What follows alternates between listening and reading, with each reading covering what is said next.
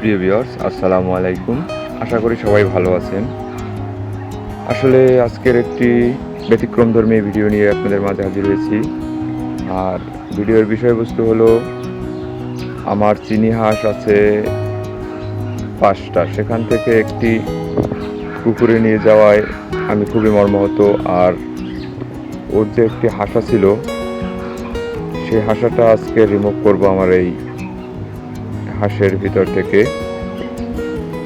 খুব কষ্ট হচ্ছে ওকে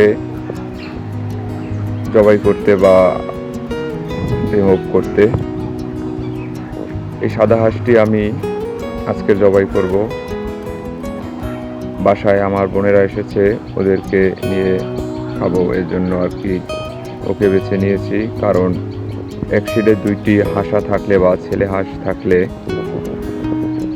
ওরা নিত্য ঝগড়াঝাটির ভিতরেই থাকে।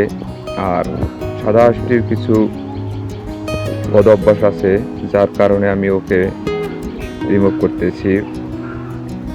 ও বৃষ্টি এলে চুপচুপে ভিজে যায়, আর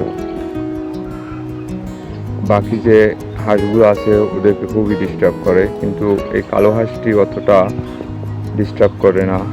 এর জন্য ওকে রিমুভ করে দেব।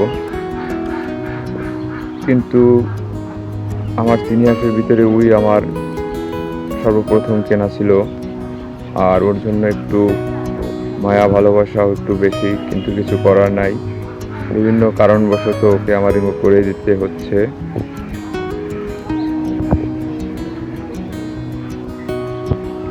এই হাঁসটি আজকে এখন জবাই করব।